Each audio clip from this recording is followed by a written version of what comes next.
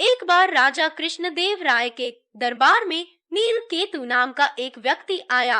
नीलकेतु काफी दुबला पतला व्यक्ति था। वो दरबार में पहुंचा और राजा कृष्णदेव राय को बताया कि वो नील देश से आया है और अभी वो विश्व देखने के लिए यात्रा पर निकला है। उसने राजा को यह भी बताया कि सभी जगह घूमने के बाद वो राजा के दरबार में पहुंचा है। यह सुनकर राजा कृष्णदेव राय काफी खुश हुए। फिर राजा ने उसका स्वागत विशेष मेहमान के रूप में किया।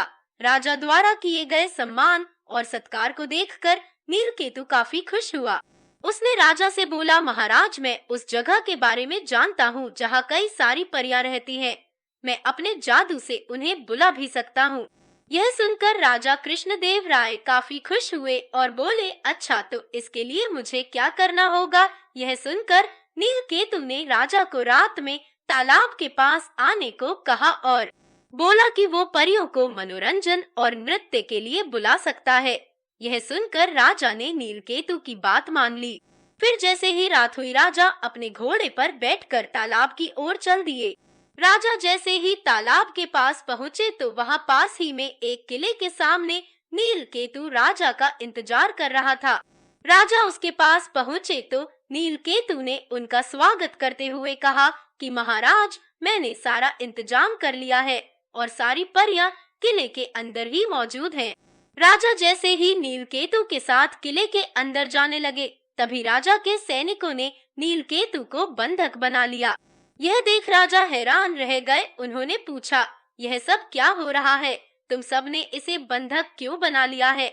उसी वक्त किले के अंदर से तेनालीराम बाहर आए और उन्होंने कहा, महाराज, मैं बताता हूँ कि क्या हो रहा है। तेनालीराम ने बताना शुरू किया। उसने कहा, महाराज, यह नीलकेतु कोई यात्रा करने वाला नहीं है, बल्कि नील देश का रक्षा मंत्री है और उसने धोखे से आपको यहाँ बुलाया है। किले के अंदर कोई परियां नहीं है। यह सिर्फ आपको यहाँ मारने के लिए लेकर आया था। यह सुनकर राजा ने तेनालीराम को अपनी जान बचाने के लिए धन्यवाद किया और पूछा, तुम्हें इस बात का कैसे पता चला? तेनालीराम ने कहा कि महाराज, पहले दिन ही जब वो दरबार में आया था, उसी दिन मुझे इस पर शक हो गया था।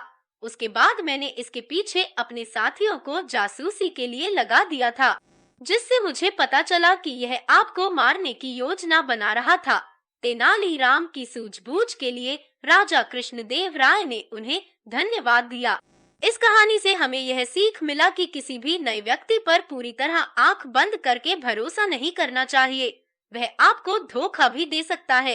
इसलिए हमेशा अपरिचित व्यक्ति की परखने के बाद ही उसकी बात का विश्वास करना चाहिए।